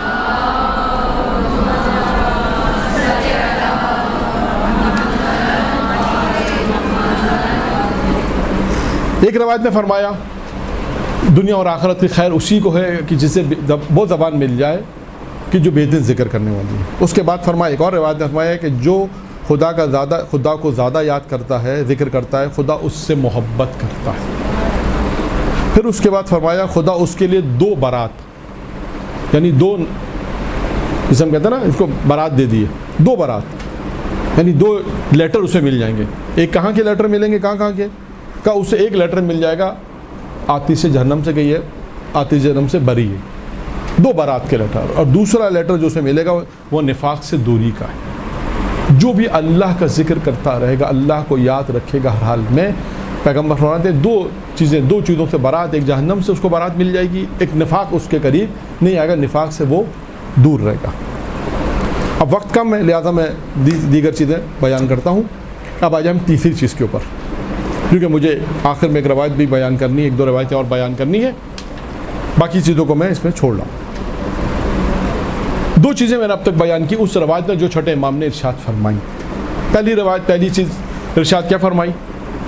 اللہ پر توکل. دوسری چیز فرمائی کہ ہر حال میں اللہ کا ذکر کرتا رہے, اپنے پروردگار کو یاد کرتا رہے.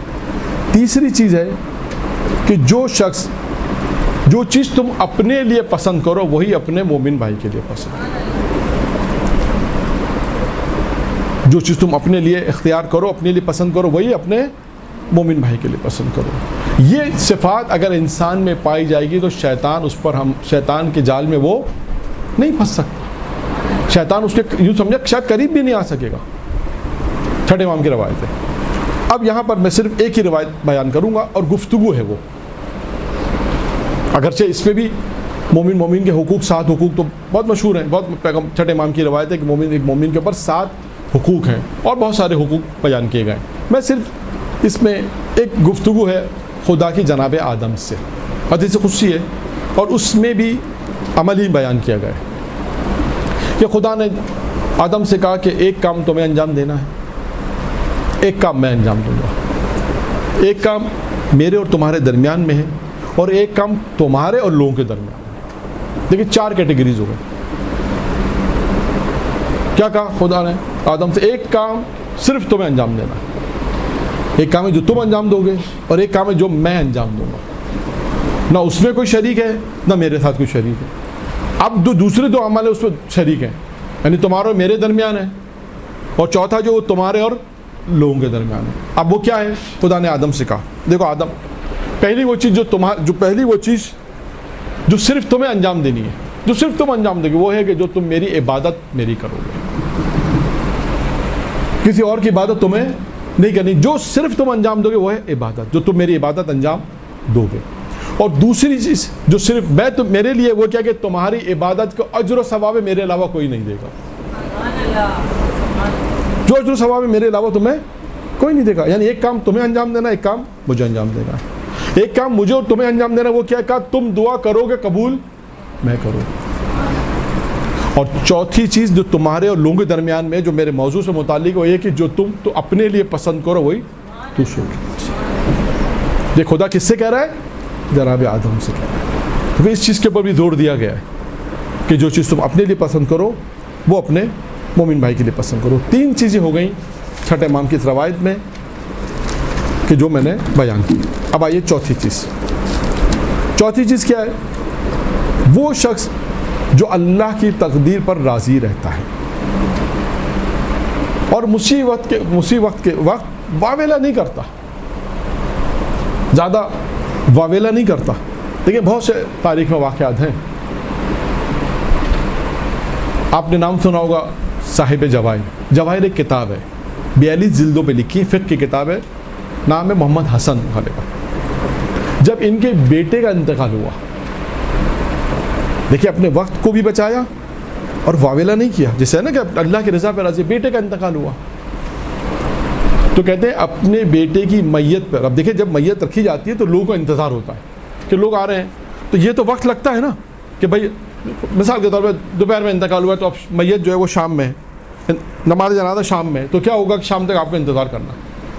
یہی ہوتا ہے، لوگ آ رہے ہوتے ہیں، ملاقات تعزیت کر رہے ہوتے ہیں، مل رہے ہوتے ہیں. کہتے ہیں کہ ان کے بیٹے کا جب انتقال ہوا تو انہوں نے اس وقت کو بھی غنیمت سمجھا، واویلا نہیں کہ اللہ کی اس رضا پہ راضی رہے، اور اپنی جو کتاب لکھ رہے تھے اپنے بیٹے کی میت پہ بھی وہ کتاب لکھتے رہے.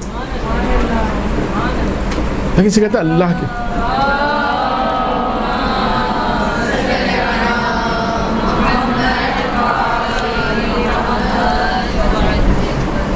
علامہ مجلسی کی بیٹی زینے سے گر گئی.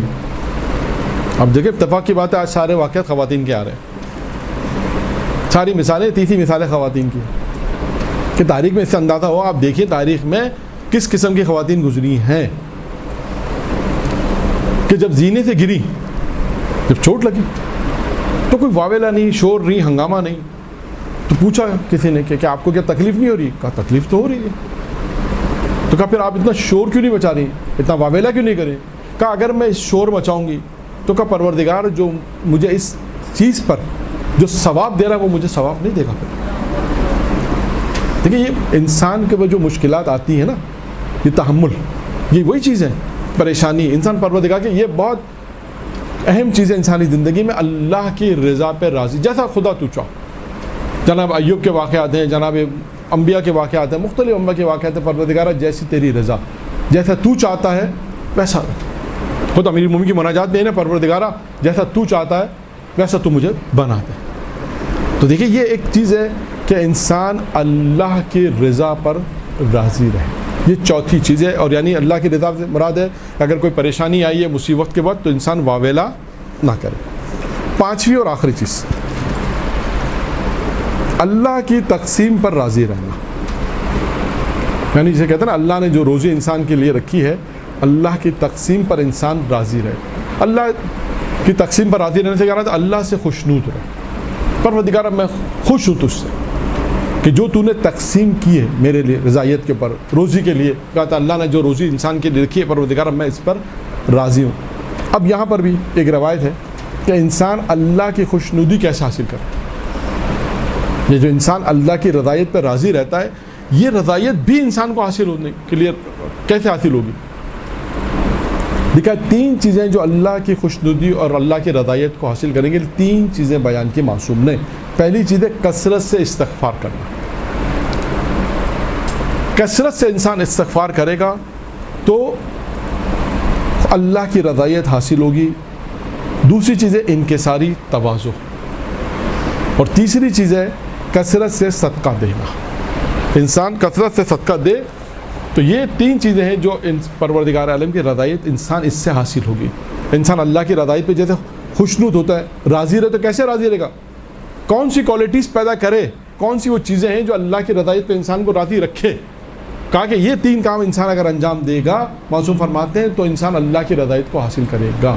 انسان کثرت سے استغفار کرے. جیسے درود کے اوپر پچھلے ہفتے بحث کی تھی ہم نے، اسی طرح استغفار پہ انسان بیٹا استغفر اللہ ربی واتوب الیہ استغفار کرتا رہے، اپنے گناہ کو یاد کرتا رہے. اور روایت میں کہ انسان سب سے زیادہ جس چیز سے انسان کو ڈرنا ہے وہ کیا ہے؟ انسان کے اپنے گناہ. انسان سب سے زیادہ استغفار کرے، پروردگار خدا بندہ مجھ سے گناہ سرد ہوتے ہیں. اور دوسری چیزیں انکساری اور تواضع، انسان انکساری تواضع کرے. تیسری چیزیں کثرت سے صدقہ دینا. اور یہاں پر جناب لقمان نے اپنے بیٹے کو جو وصیت کی اس میں بھی ایک چیز بیان کی اور کہا کہ اللہ کی خوشنودی حاصل ہو نہیں سکتی جب تک تم اپنے نفس کی مخالفت نہ کرو. اگر تم اپنے نفس کو ناراض کرو گے تو اللہ راضی ہوگا. یہی ہے کہ انسان اپنے نفس کی مخالفت کرے گا تو اللہ راضی ہوگا. اگر اللہ کو راضی کرنا ہے تو نفس کی مخالفت، اگر نفس کو راضی کرنا ہے تو اللہ کی مخالفت پر، پھر اللہ راضی نہیں ہوگا. خوشنودی اللہ کی حاصل نہیں ہو سکتی. دو چیزیں ایک ساتھ کیسے ممکن ہے؟ ایک طرف شیطان کے یہ کام کرو اور دوسری اللہ کہتے کام نہ کرو. تو جب اللہ کو راضی رکھنا ہے تو کیا کرنا پڑے گا؟ انسان اپنی نفس کی مخالفت کرنی پڑے. جب نفس کی انسان مخالفت کرے گا تو اللہ کی خوشنودی حاصل ہوگی. یعنی چار چیزیں اس روایت میں، اور ایک چیز یہ اور ہو گئی کہ اگر اللہ کی رضایت کو حاصل کرنا ہے، اللہ کی خوشنودی کو حاصل کرنا ہے تو اپنے نفس کو ناراض کرنا پڑے گا. میں وہ جملات بیان نہیں کر رہا جس میں 12 جملے، انشاءاللہ پھر کبھی موقع ملے گا. توریت میں 12 جملے ہیں. امیر المومنین فرماتے ہیں میں صبح بھی 3 مرتبہ اور شام میں 3 مرتبہ ان 12 جملات کی تلاوت کرتا ہوں، جس میں ایک جملہ یہ ہے پروردگار اپنے بندے سے، ان 12 جملوں میں خدا اپنے بندوں سے مخاطب ہے. خدا اپنے بندوں سے مخاطب ہے. اس میں پروردگار ایک جملہ یہ کہتا ہے، خدا اپنے بندوں سے یہ کہتا ہے کہ تو اپنے نفس کو تو راضی رکھتا ہے. یعنی اس کا مطلب کیا کہ تو مجھے ناراض کرتا ہے. کہا کبھی ایسا کر لیا کر مجھے خوش رکھ، اپنے نفس کو ناراض کر لیا. کبھی ایسا بھی کر لیا کر. اگرچہ انسان کو ایسے کرنا چاہیے، خدا یہ چاہ رہا ہے کہ انسان اپنے نفس کی مخالفت کرے گا تو پروردگار اس سے راضی و خوشنود ہوگا. اور وہی بات، پھر اس کا فائدہ کیا ہے؟ آئیے اس کا فائدہ بھی بیان کریں، کیونکہ ہر چیز کے فوائد ہیں دنیا کے اندر. چھٹے امام جعفر صادق علیہ السلام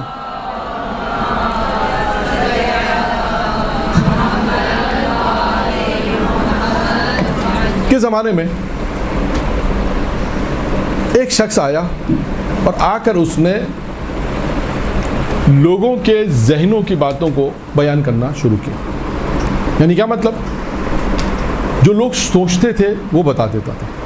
کچھ لوگ گئے، کہا میں کیا سوچ رہا ہوں، بتا دیا اس کو. اب آپ جانتی ہیں کہ اس قسم کے لوگ اگر ذرا سا معاشرے میں آ جائے تو کیا ہوتا ہے؟ لوگوں کا ایمان کمزور ہو جاتا ہے. ان کا ایمان کمزور ہوتا ہے، اس کا ایمان نہیں ہے. اس کا ایمان کمزور، اس کا ایمان کمزور ہے. یہ اپنے اگر ایمان ان کا مضبوط ہوتا تو اتنی آسانی سے وہ یقین نہ کرتے. اور چھٹے امام کے زمانے میں یہی ہوا. کچھ لوگ آئے مولا کے پاس، کہنے کا مولا اس کے تو چاہنے والے زیادہ ہو گئے، بڑھ گئے چاہنے والا. وہ لوگ ایسے لوگوں کے تو چاہنے والے بہت جلدی بڑھ جاتے ہیں، جو سوچو وہ بتا دے، جو وہ پوچھو وہ بتا دے. اور کچھ عرصے تک یہ سلسلہ چلتا رہا اور اس کے چاہنے والے بڑھتے گئے. لوگ امام کے بعد آتے رہے اور کہنے لگے مولا ایسا تو نہیں ہے کہ ایک وقت تو یہ امامت کا دعویٰ کرے. امام نے کہا نہیں کرے گا. پھر ایک مرتبہ امام نے اپنے صحابیوں کے ساتھ اس کے پاس گئے اور امام نے کہا کہ ہم نے یہ سنا ہے کہ تو جو سوچو وہ بتا دیتا ہے. کہاں؟ تو امام علیہ السلام نے اپنی مٹھی میں کچھ رکھا، کہا کہ بتا میری مٹھی میں کیا ہے. وہ سوچنے لگا. تو امام نے کہا کہ اتنی دیر کیوں لگی، کیا سوچ رہا؟ اس نے کہا مجھے معلوم ہے آپ کی مٹھی میں کیا ہے، مجھے معلوم ہے. میں تو صرف یہ سوچ رہا ہوں کہ یہ چیز آپ کے پاس آئی کہاں سے. کہ آپ کی مٹھی میں جنت کے پرندے کا انڈا ہے. مجھے معلوم ہے، میں یہ سوچ رہا ہوں کہ یہ آیا کیسے. بس میں تو یہ سوچ رہا ہوں. امام نے جب مٹھی کھولی کہا تو نے بالکل صحیح کہا. امام نے کہا بالکل تو نے صحیح کہا. اب دیکھیے، اب تک ہماری گفتگو نفس ہے نا کہ نفس کی مخالفت کیسے. امام نے اس سے سوال پوچھا کہ تیرے پاس یہ طاقت آئی کیسے. آپ سنیے گا اس کا جواب. اس نے کہا کہ میرے پاس یہ طاقت آئی اپنے نفس کی مخالفت کرنے سے. میرا نفس کہتا تھا بیٹھ جا، میں کھڑا ہو جاتا تھا. میرا نفس کہتا تھا کھا، میں نہیں کھاتا تھا. میرا نفس کہتا تھا سو جا، میں نہیں سوتا. کہا میرا نفس جو کہتا تھا میں ہمیشہ اس کی مخالفت کرتا تھا تو یہ قوت میرے پاس آ گئی. تو پتہ یہ چلا کہ دنیا کے اندر انسان اپنے نفس کی مخالفت کرے تو اس کے فوائد ہیں. اب امام نے اس کو آفر دی. کیا آفر دی؟ امام نے کہا تو اسلام قبول کر لے. سوچنے لگا. امام نے کہا کیا سوچ رہا ہے؟ اور کہا یہ بتا تیرا نفس کیا کہتا ہے. امام نے کہا اس نے کہا میرا نفس کہتا ہے, نفس تو مخالفت کر رہا ہے. امام نے کہا تیرا اپنا فارمولہ ہے, تیرا اپنا فارمولہ ہے کہ تو اپنے نفس کی مخالفت کی ہے, تجھے فائدہ پہنچا ہے. اب تو اگر اپنے نفس کی مخالفت کرے گا, بس نفس کہہ رہا ہے اسلام قبول نہیں کر, اور تجھے اپنے نفس کی مخالفت کرے گا تو تجھے فائدہ پہنچے گا یقیناً. وہ مسلمان ہو گیا, نفس کی مخالفت کی اور مسلمان ہو گئے, اور امام کے صحابیوں میں شامل ہو گئے.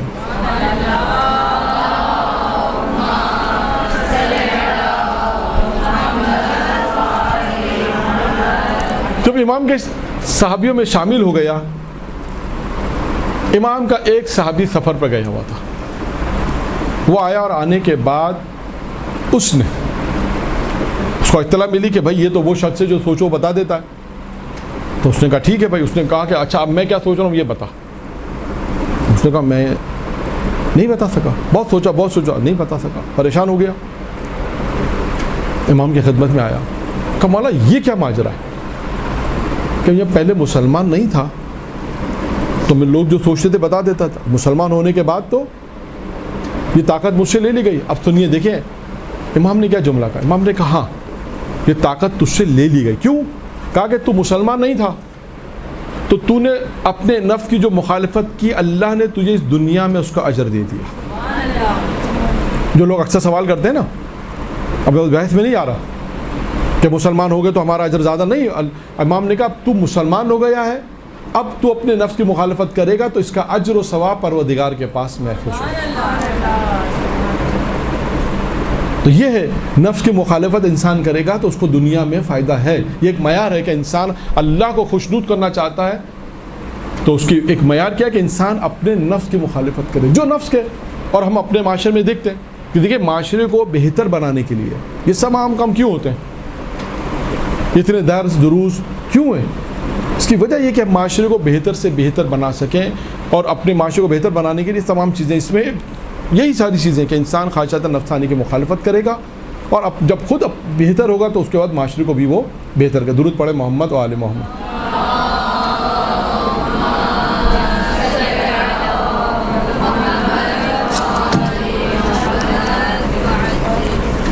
تو 5 چیزیں بیان کر دی. 5 چیزیں کیا بیان کی کہ شیطان کے جال میں, چھٹے امام نے کہا کہ انسان شیطان کے جال میں نہیں پھنس سکتا جس کے پاس یہ 5 صفتیں ہوں گی. اللہ پر توکل ہوگا, ہر حال میں پروردگار کو ذکر کرتا رہے گا, شب و روز خدا کو یاد کرے گا, جو چیز اپنے لیے پسند کرے گا وہ دوسروں کے لیے پسند کرے گا, اللہ کی تقدیر پر راضی رہے گا اور اللہ کی رضایت پر راضی رہے گا, اللہ کی تقسیم پر راضی رہے گا, جو اللہ نے اس کے لیے لکھ دیا ہے اس پہ راضی رہے گا. یہ 5 وہ صفتیں ہیں جو چھٹے امام نے بیان کی. اب ایک اور روایت بھی ہے, وہ بھی چھٹے امام سے ہی ہے, اور وہ آخری روایت کیونکہ اب وقت نہیں بچا, وہ بھی شیطان سے ہی متعلق ہے. دیکھیں آج کی جو گفتگو ہماری تھی وہ پوری گفتگو شیطان سے ہی متعلق تھی, اور یہاں پر میں ایک سوال کا جواب بھی دے دوں. سوال کیا تھا علامہ طالب جوہری صاحب سے امام زمانہ کے متعلق.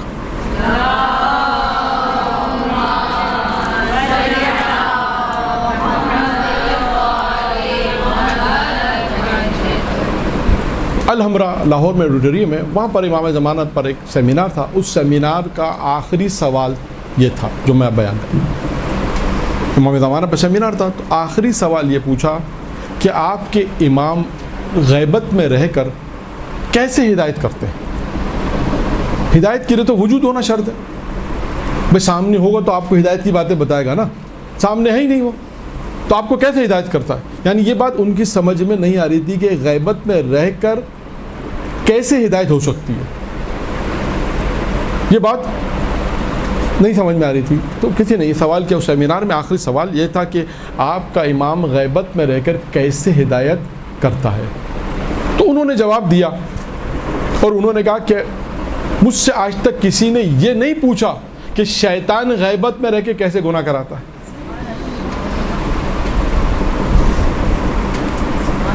آپ دیکھیے، یعنی شیطان کا ذکر آئے تو اس لیے میں نے سوال کا جواب بھی آپ کے سامنے پیش کیا. اگر کوئی امام زمانہ کے اوپر یہ اعتراض کرے کہ غیبت میں رہ کے کیسے ہدایت ہو سکتی ہے، کہ بالکل اسی طرح جیسے شیطان غیبت میں رہ کے گناہ کا اسباب فراہم کرا سکتا ہے، اسی طرح امام بھی غیبت میں رہ کے انسان کی ہدایت کرتا ہے. اب آئیے وہ عمل، یہ بھی چھٹے امام جعفر صادق علیہ السلام سے روایت ہے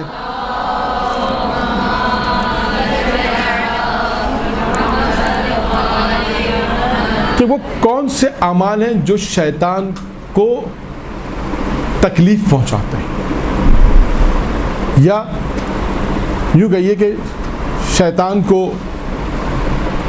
اذیت پہنچاتے ہیں، جو بھی کہنا چاہے کہہ لیں.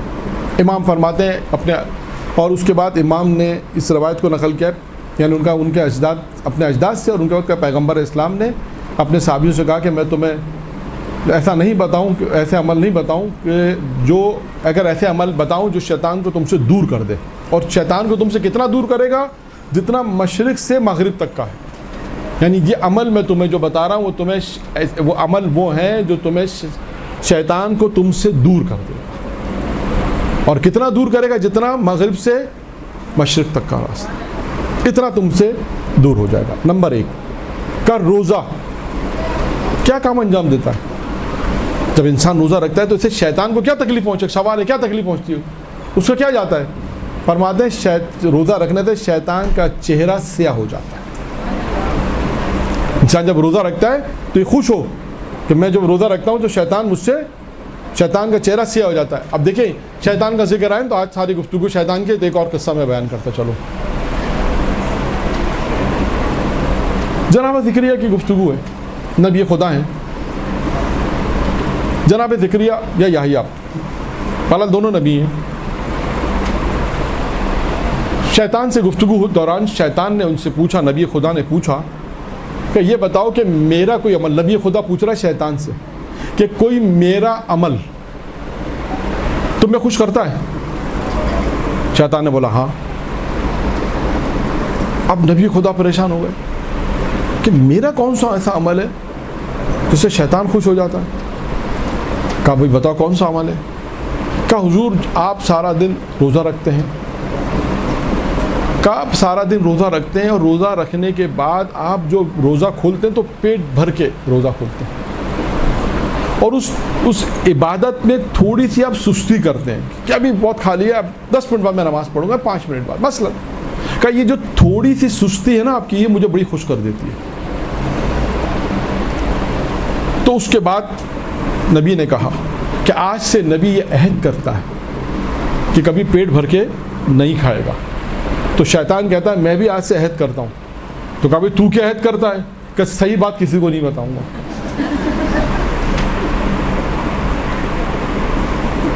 ٹھیک ہے، پیغمبر کی روایت، روزہ شیطان کے چہرے کو سیاہ کر دیتا ہے، صدقہ شیطان کی کمر توڑ دیتا ہے. پچھلے ہفتے صدقے کی گفتگو آئی تھی کہ صدقہ اگر انسان دیتا ہے تو 5 چیزیں مالک جب صدقہ جس کے ہاتھ سے نکلتا ہے تو 5 باتیں کہتا ہے. لیکن صدقہ انسان دیتا ہے، اس کے کتنے فوائد ہیں جو پچھلی گفتگو میں آ گئے، اور بھی بہت سے فوائد ہیں زندگی اور موت کے مسئلے میں کہ انسان صدقہ دے. تو ایک فائدہ کیا ہے صدقہ دینے کا؟ شیطان کی کمر کو توڑ دیتا ہے. یعنی آپ سوچیں کہ انسان صدقہ دے تو شیطان کی کمر ٹوٹتی، اس لیے مال نکلتا ہے. دیکھیں مال نکلنا آسان نہیں ہے. انسان مال سے محبت کرتا ہے کہ اتنا مال میں نے کمایا میں ایسے اس کو دے دوں رائے خدا میں. یہ تو واجب ہی نہیں، بعض اوقات مستحب صدقہ ہے. ہو سکتا ہے واجب ہو تو انسان یہ مجبور ہے، چلو اللہ نے کہا ہے تو مجھے دینا ہے، خدا کا حکم مجھے دینا مجبور ہے. لیکن صدقہ آپ جا رہے ہیں راستے میں گئے، کوئی فقیر آپ نے 5 روپے 10 روپے دے دیے، یہ صدقہ جو انسان دیتا ہے اس کے بہت سے فوائد بیان ہوئے. اور صدقے میں کیا ہے؟ شیطان کی کمر توڑ دیتا ہے. اللہ کی محبت، یعنی یہ ایک عمل ہے، اللہ کی محبت میں نیک عمل میں شریک ہونا. یعنی اللہ کی محبت میں انسان جب کوئی نیک عمل کر رہا ہوتا ہے کسی کے ساتھ نیک عمل میں شریک ہو جاتا ہے اللہ کی محبت میں. دیکھیں اخلاص کے لیے آیا تھا نا کہ اللہ کے لیے کام کرو، یہ یاد رکھیے گا اخلاص یعنی اللہ کے لیے، اللہ ہونا چاہیے ہر کام میں. انسان اپنی پوری زندگی میں ابھی سے طے کرے کام میں اللہ کے لیے کر رہا ہوں بس. دکھاوے کے لیے نہیں، ہر چیز میں اللہ کرے. انشاءاللہ پھر کبھی موقع ملے گا تو اس کا بھی فائدہ بیان کیا کہ جناب داؤد نے سوال پوچھا تھا پروردگار سے جنت میں میرا پڑوسی کون ہے، تو اس کا جواب میں یہ تھا کہ جو کام اللہ کے لیے، انسان ہر کام اللہ کے لیے کرے. ہر خدمت جو کر رہا ہے اپنے گھر کے اندر کیا پروردگار کی رضایت کے لیے کر رہا ہے، ثواب ملے گا. وہ عالم بڑے مرجع مجتہد جب دنیا سے گزرے تو ان سے پوچھا کہ آپ نے اپنی زندگی میں کوئی مکروہ کام کیا؟ تو کہا مکروہ تو چھوڑو، میں نے مباح بھی نہیں کیا. وہ پریشان ہو کے کہا مباح نہیں کیا؟ کہا آپ اٹھنا بیٹھنا کھانا پینا یہ تو سب مباح ہے. کہاں یہ سب مباح ہے؟ کہا یہ سب میں اللہ کے لیے کرتا تھا. جب اللہ کے لیے ہو جائے گا تو مستحب ہو جائے گا اور ثواب میں تبدیل ہو جائے گا.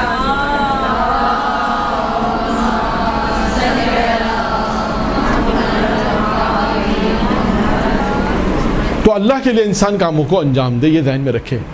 تو اس کا کیا فائدہ ہوگا؟ اللہ کی محبت میں نیک عمل میں شریک ہونا یہ شیطان کی نسل کو ختم کر دیتا ہے.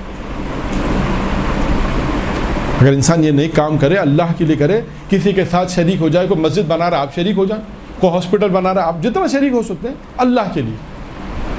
بہت سارے نیک کام ہیں نا، کہیں کنواں کھدوانا انسان جتنا کر سکتا ہے. یہاں پر یہ تمام باتیں وہ ہیں کہ جو انسان ان نیک کاموں کو جتنا امکان ہے. ایک کہ میرے پاس مولانا پیسے نہیں ہے تو وہاں بحث ہی نہیں ہے. ہماری بحث وہاں پر ہے کہ جہاں انسان کر سکتا ہو، اور صرف مال میں نہیں، اللہ کے لیے نیک کام ہے. کوئی بھی نیک کام ہو، گھر میں خدمت ہے، مختلف خدمت انسان انجام دیتا ہے نا، کہ یہ میں اللہ کے لیے کر رہا ہوں. ابھی میں نے عرض کیا کہ اٹھنا بیٹھنا بھی اللہ کے لیے ہو جائے تو عالم کیا کہتے ہیں؟ یہ کام میں اللہ کے لیے کر رہا ہوں. میرا اٹھنا میں کھا اس لیے رہا ہوں کہ اللہ مجھے طاقت دے گا میں دین کی خدمت کروں. یہ نیت کرے. اپنی پوری زندگی اللہ کے لیے انسان انجام دے دے تو پھر دیکھو اس زندگی میں برکت بھی ہے اور اللہ کے لیے تو ثواب ہے. ہر کام اس کا بھی ثواب میں ہوگا، ثواب اس کا ملے گا. تو لہٰذا تیسری چیز ہے اللہ کی محبت میں نیک عمل میں شریک ہو. تو اگر یہ کام انجام دے گا، اس کی بہت ساری مثالیں، وقت بالکل ختم ہو گیا، تو کیا ہوگا اس عمل سے؟ کیا ہوگا؟ اس کی نسل یعنی شیطان کی نسل ختم ہو جائے. اور چوتھی اور آخری چیز جو پہلے بھی ابھی میں نے بیان کی، کہاں میں نے بیان کی تھی؟ وہ بیان کی تھی کہ انسان اللہ کی رضایت کے اوپر، اللہ کی خوشنودی کے اوپر بیان کی تھی نا. 3 چیزیں بیان کی. پہلی چیز اس میں کیا تھی؟ استغفار. یہاں پہ بھی معصوم فرماتے ہیں استغفار، اگر انسان جتنا استغفار کرے گا تو اس کا فائدہ کیا ہوگا؟